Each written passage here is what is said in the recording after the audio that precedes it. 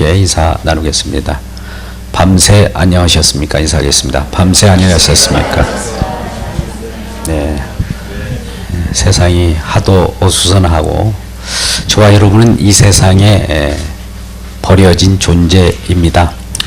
사실 우리는 생일 축하합니다, 탄생을 축하합니다 라고 서로를 축하하지만 이 세상에 던져진 존재로서 살아갑니다. 실존자이지요. 그래서 미와 같이 버려진 존재가 찾는 것은 어디에 있겠습니까? 그 안전한 포구는 없고 항상 내 자신 불안 공포 속에 살아가기 때문에 항상 불안합니다. 사회가 아무리 나에게 안전을 담보해 준다 할지라도 우리는 불안 그 자체이죠.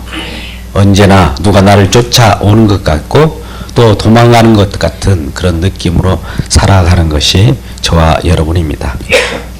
이와 같이 우리가 이 세상에 버린 존재로 살아갈지라도 우리를 누군가 정말 품 안으로 품어주시면서 평안을 가져다 줄 수 있는 분이 찾아오신다면 얼마나 행복하겠습니까? 이것이 바로 축복입니다. 그래서 하나님의 관심은 버려진 존재, 죄인으로서 세상 속에서 고통받고 신음하는 저와 여러분을 위로하기 위하여 찾아오십니다. 우리 요한복음 3장 16절 하나님이 세상을 이처럼 사랑하사 독생자를 주셨으니 이는 그를 믿는 자마다 멸망치 않고 영생을 얻게 하려 하심이라 이렇게 말씀하시면서 우리들에게 하나님의 뜻과 계획, 하나님의 마음을 전달하기를 원하셨던 것이죠. 그래서 바로 예수 그리스도를 통하여 독생자를 통하여 십자가를 통하여 우리들에게 그 사랑을 전달하게 됩니다. 하나님의 뜻은 어떤 마음을 가지고 우리에게 전달하는가를 요한복음 6장 37절 8절 말씀을 9절 말씀을 같이 읽겠습니다. 시작. 내가 하늘에서 내려온 것은 내 뜻을 행하려 함이 아니요 나를 보내신 이의 뜻을 행하려 하심이라. 나를 보내신 이의 뜻은 내게 주신 자 중에 내가 하나도 잃어버리지 아니하고 마지막 날에 다시 살리는 이것이니라. 39절까지 읽었습니다만 우리는 바로 잃어버린 존재예요. 잃어버린 양이에요. 하나님은 잃어버린 저와 여러분을 찾아오시고 또 찾으려고 독생자 예수 그리스도를 이 땅에 보내셨습니다. 부모의 마음을 우리가 알 수 있을 거예요. 부모가 자식이 멀리 부모를 떠나서 멀리 갔다면 그 부모의 마음은 자식을 향하게 될 것입니다. 우리 자녀들은 부모님에 대한 생각을 그르치고 전혀 자기 스스로 살아가면서 부모님에 대한 생각을 하지 않지만 하나님은 부모의 마음처럼 우리를 향하게 되어 있고 또 부모의 마음처럼 우리에게 손길로 다가오게 되는 것이죠. 그래서 잃어버린 영혼이 주께 돌아오는 것이 하나님의 뜻이고 또 부모가 자녀들이 하나님의 품, 자녀의 품, 어머니의 품으로 들어오는 것이 부모님의 뜻이죠. 이와 같이 주님의 뜻이 따스한 손길 가운데 저와 여러분에게 스며들기를 주의 이름으로 축복합니다. 하나님께서 찾아오실 계획은 결국 십자가를 통해서 우리에게 찾아오시는데 그 복을 받는 것이 우리에는 축복의 통로라고 하죠. 축복받은 그 통로는 십자가의 도를 통해서 우리에게 찾아오신다는 것이죠. 그래서 오늘 말씀도 이러한 복이 한 곳에만 머물러 있는 것이 아니라 전 세계적으로 또 땅끝까지 이르러서 우리 주님의 증인이 되시기를 주의 이름으로 축복합니다. 오늘 말씀 서두에 들어가면 이런 말씀이 들어있습니다. 본문에 앞서서 19절 말씀을 제가 읽겠습니다. 그때에 스데반과 일로 일어난 환란으로 말미암아 흩어진 자들이 베니게와 구브로와 안디옥까지 이르러 유대인들에게만 말씀을 전하는데 이렇게 되어 있어요. 우리는 지금 사도행전 11장 19절 말씀을 제가 방금 봉독했습니다만 스데반의 일이라고 하면 지금 예루살렘에서는 스데반이 정말 성령에 충만하여 하나님의 계획, 하나님 우리를 향한 그 사랑, 구원 계획을 전달했을 때 유대인들이 그걸 거절하고 예수 믿는 사람들을 또 핍박하는가 하면 스데반을 죽이기에 이르렀던 것이죠. 그러니 많은 사람들이 이러한 핍박, 순교로 말미암아 핍박이 있다 보니 흩어지게 되는 것이죠. 그래서 예루살렘에는 사도만 남겨놓고 많은 사람들이 뿔뿔이 흩어지게 됩니다.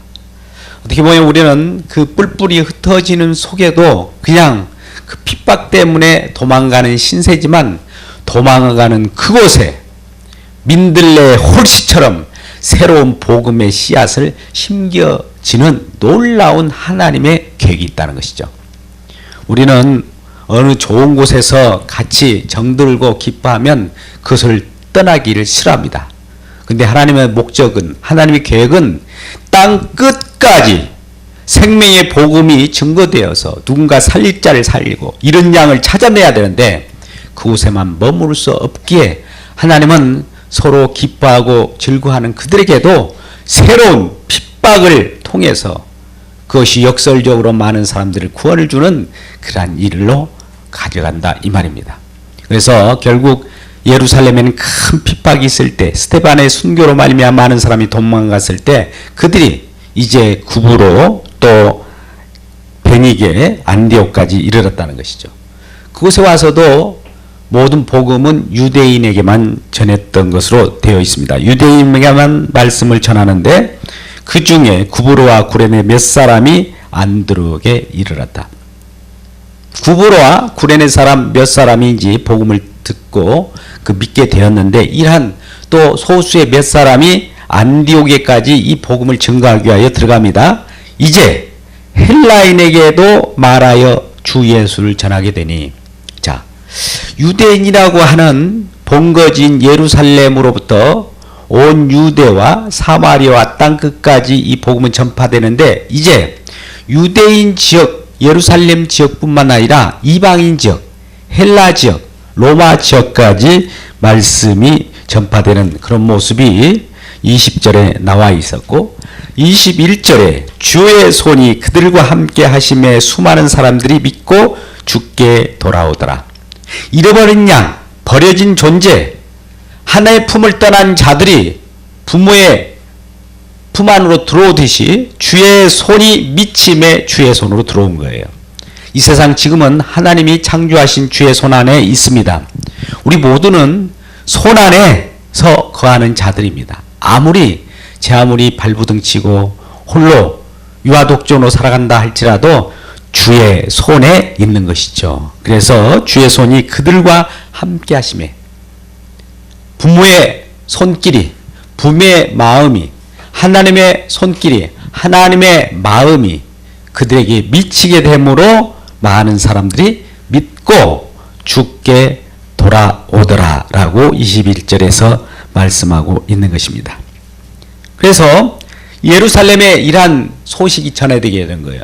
이방인, 헬라인, 다른 지역에서도 예수를 믿는 사람들이 많이 나타났습니다 라고 하는 소문이 예루살렘 교회에 전해지게 되는 것이죠. 예루살렘은 본래 그소로부터 말씀이 증거되었고 많은 사람들이 유대인들이 그 속에서 기독교로 개종을 해서 성령을 받고 하나님의 영광을 드높였던 것 아닙니까? 그 속에는 사도들만 머물고 있는데 사도들에게도 저 지금 헬라인에게도 다른 종족에게도 복음이 증거되고 전파되고 확산되고 있다는 이 사실을 전할 때 그 예루살렘에 있는 제자들이 그것을 알고 확인하려고 이 안디옥에 오게 됩니다.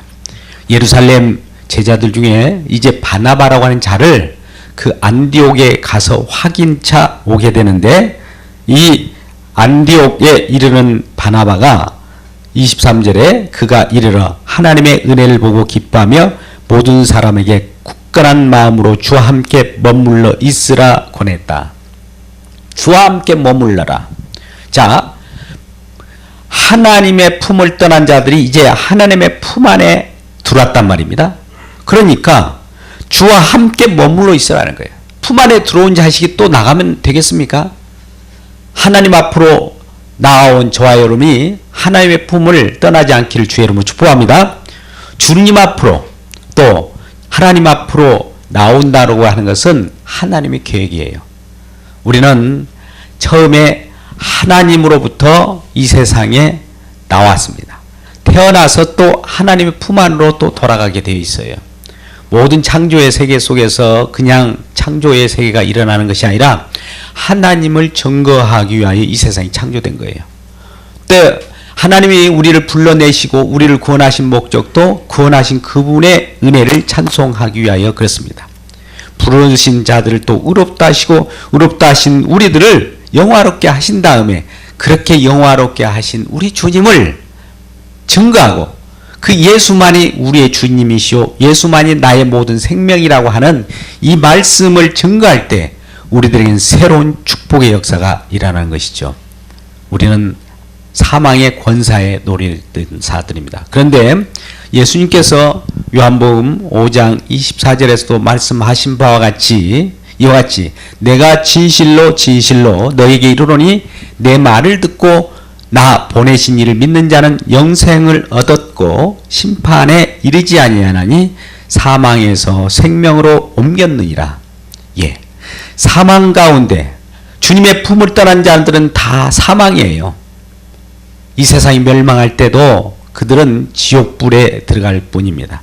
그러한 사망 가운데 가는 그들을 멸망 가운데 가는 그들을 사망에서 생명으로 옮겼다. 생명이 어디에 있습니까? 주님의 품 안입니다. 생명은 어디에만 있습니까? 예수 안에서만 있습니다. 그래서 예수 안으로 들어오는 그 자체가 그 주님 안으로 들어온 그리스도인이 된다는 것이죠. 그래서 주님 안에 들어온 여러분을 진심으로 환영하고 축복합니다. 옆분에게 인사합니다. 주 안에서 축복합니다. 인사하겠습니다. 주 안에서 축복합니다. 예, 예루살렘에서 안디오게로 파송된 바나바가 그들을 위로하며 주의 품 안에 가라. 멀리 가지 마라. 이제 그동안에는 우리가 하나님의 품을 떠나서 홀로이 살아갈 때 고통과 애로움과 나그네 삶을 살면서 여러 가지 핍절한 속에서 살았지 않느냐.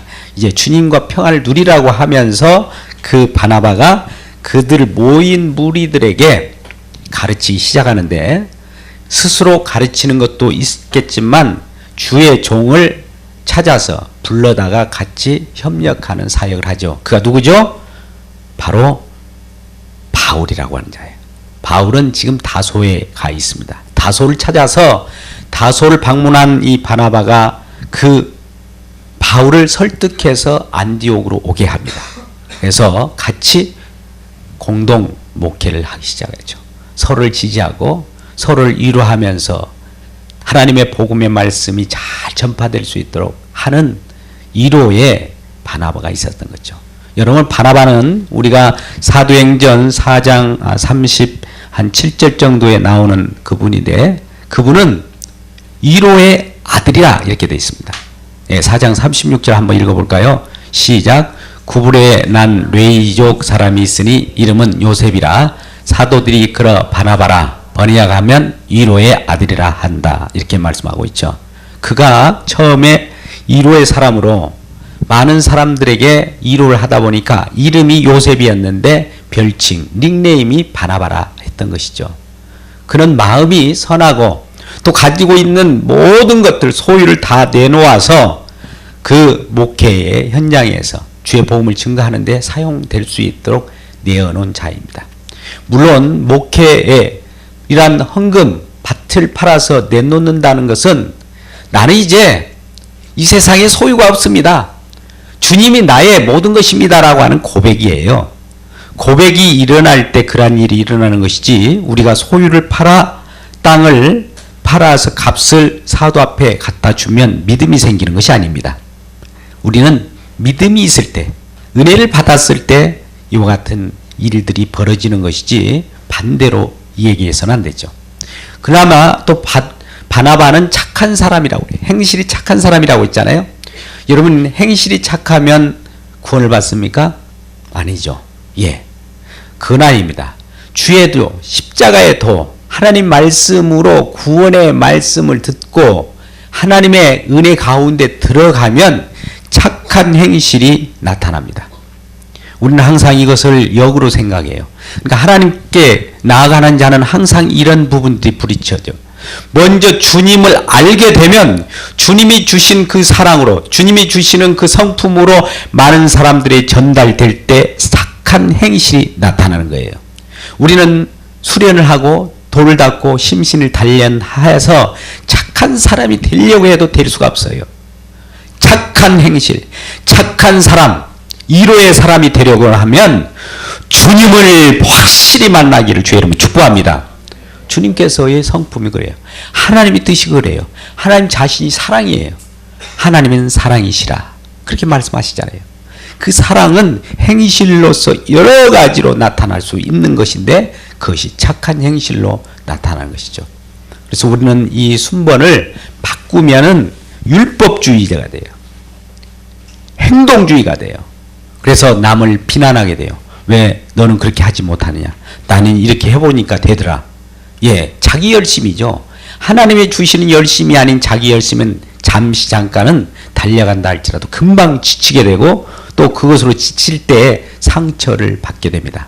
상처받지 않고 하나님의 말씀대로 하나님의 신실한 행실이 나타나려고 하면 더욱더 하나님께 가까이 해야 돼요. 더욱더 주의 손 안에 있어야 돼요. 더욱더 주님의 품 안에 거하기를 주의 이름으로 축복합니다. 오늘 말씀의 내용 키워드가 하나 있습니다. 21절에 읽었습니다만 주의 손이라고 하는 거예요. 주님의 품, 주의 손, 주님 미치는 어떤 영향권 안에 있으면 진실로 이 세상에 승리하며 살아갈 수 있고, 주의 손이라고 하는 것은 오른손에 권능이 있기 때문에 세상을 정복하며 살 수 있는 전능의 역사가 일어나는 것이죠. 근데 이러한 주님의 손을 외면한 채 내 스스로의 힘으로 나만을 위하여 살아가는 자는 미아와 같은 자요 결국 사망에 거하게 되는 거고, 그러한 자들이 잃어버린 양들이죠. 결국 하나님께서는 그들에 의하여 어서 돌아오라, 어서 돌아오라, 어서 돌아와라 날마다 외치는 소리가 복음의 음성이죠. 주의 사도를 통해서, 많은 전도자들을 통해서 오늘날도 예수 그리스도를 믿으라, 그리하면 너와 그 집이 구원을 얻으리라는 이런 복음의 말씀을 전하는데도 불구하고 외면해버린다면 그는 미아와 같이 하나님 품을 떠난 자예요. 영원히 사망이 갈 뿐입니다. 나중에는 그 끝이 어떤 것인가를 처절하게 느끼고 이를 갈미 있을 수밖에 없는 것이죠. 이러한 것에 처하기 전에 주의 손 안에 들어오는 저와 여러분 되시기를 주님의 이름으로 축복합니다. 자, 그래서 25절에 바나바가 사울을 찾아 바서에 가서 만나서 안디옥으로 데려와서 둘이 교회에서 1년 동안 주의 복음을 증거합니다. 1년 동안 주의 복음을 증거했어도 믿지 못한다면 문제가 있겠죠. 그래서 1년 동안 가르쳤을 때 큰 무리를 가르쳤답니다. 작은 무리가 아니라 점점 흥화하는 역사가 있죠. 주의 말씀이 증거될 때는 많은 사람들이, 주의 백성들은, 잃어버린 양들은 그 안으로 들어오게 보니까 큰 무리가 되어서 그들을 가르쳤고, 제자들이 안디옥에서 비로소 안디옥이라고 하는 그곳에서 그리스도인이라 칭함을 받았다. 기독인이라 칭함을 받았다. 어떻게 보면 세상 사람, 불신자들이 저 사람들은 그리스도인이야 라고 하는 칭함을 받았다는 것이죠. 믿지 않는 사람으로부터 오늘날 우리 예수 믿는 사람들을 저들은 예수쟁이야 이런 표현을 하는 거예요. 어떻게 보면 좋지 못한 조롱받는 그런 내용입니다. 여러분, 우리는 이 세상에 예수 그리스도를 믿는 하나님의 백성은 잠시 잠깐 잃어버린 양으로 존재하게 됐습니다. 그가 또 예수를 믿고 죽게 돌아오면 저들은 예수밖에 모르는 사람이야, 에이구 예수쟁이야 라고 하는 조롱을 받게 되어 있는 거예요. 여러분, 그런 조롱 받으셨습니까? 안 받으셨어요? 그런 조롱을 받는 단계에 이르거들랑 하나님도 이 땅에 예수 그리스도를 보내셨는데, 하나님 그 자신이 이 땅에 오셨는데도 예수님도 조롱을 받으셨어요. 십자가에 지기까지 네가 하나님의 아들이면 그 십자가에서 내려오라, 네 스스로를 구원하라, 이런 조롱을 받았던 것이죠. 우리도 마찬가지입니다. 예수님이 하신 일을 증거하면 동일하게 예수님과 나와 예수님과 하나가 되어서 예수님을 증거하게 되는 것이 그리스도인인데, 예수쟁인데 예수밖에 모른다고 하면서 우리를 또한 조롱하게 하는 것입니다. 네 스스로를 구원하라. 세상 속에도 내 스스로 갈고 닦아도 살아가기 힘든데 예수 믿는다고 밥이 나오냐? 뭐 이런 식으로 조롱을 당하게 되는 것이죠. 당연한 겁니다. 근데 우리도 그러한 질문이 올 때, 그래 나는 예수쟁이다, 예수밖에 모른다, 이렇게 선언하는 저와 여러분 되시기를 주님의 이름으로 축복합니다.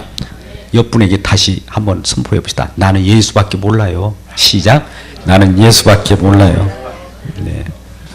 오늘 내용에 보면 이제 몇 가지 불의의 사람들이 나타났는데요. 이제 스데반의 일로 말미암아 뿔뿔이 흩어진 자들이 안디옥까지 왔단 말이죠.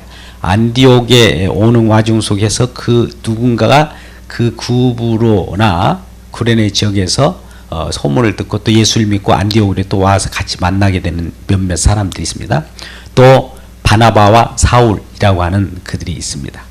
이 모든 분들은 크리스찬이에요. 예수쟁이들이에요. 그런데 우리 이 세상에 살아가는 종류의 많은 사람들이 이 종류가 있습니다. 그리스도인이 아니면 비그리스도인이에요. 예수쟁이 아니면 예수쟁이가 아닌 사람들이죠. 이를 자연인이라기도 하고 뭐 세상 속의 보통 사람이라고 하죠. 보통 자연인은 자연인으로서 살다가 자연이 없어질 때 자연이 사라져 버리는 거예요. 너무합니까?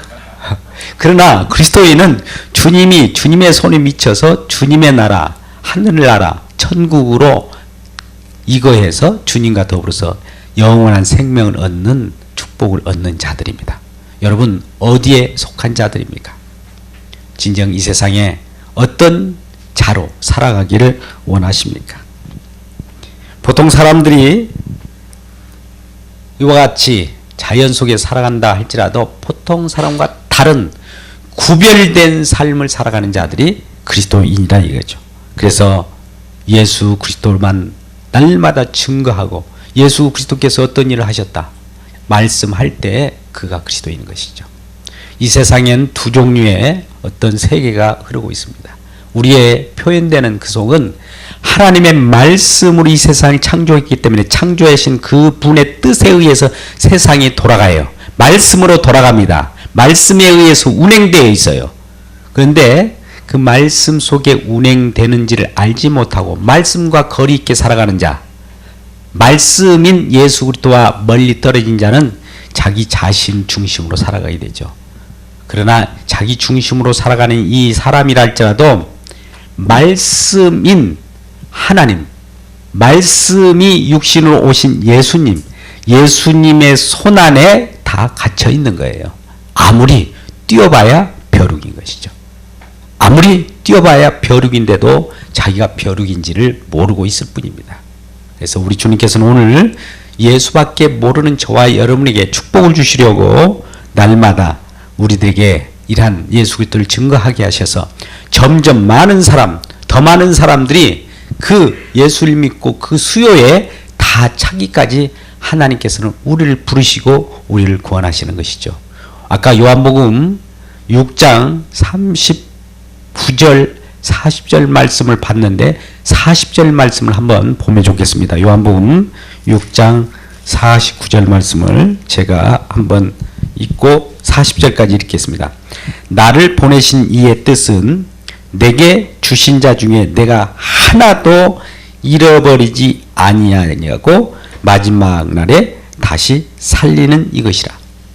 예, 하늘세계에서는 하나님 구원 계획이 있습니다. 이 땅에 버려진 던져진 존재들로 하여금 예수의 품 안으로 들어오는 날 모두가 하나도 빠짐없이 들어오기까지 잃어버린 자가 하나도 없을 때까지 마지막 날에 그렇게 돌아올 때 다시 살리는 것이다.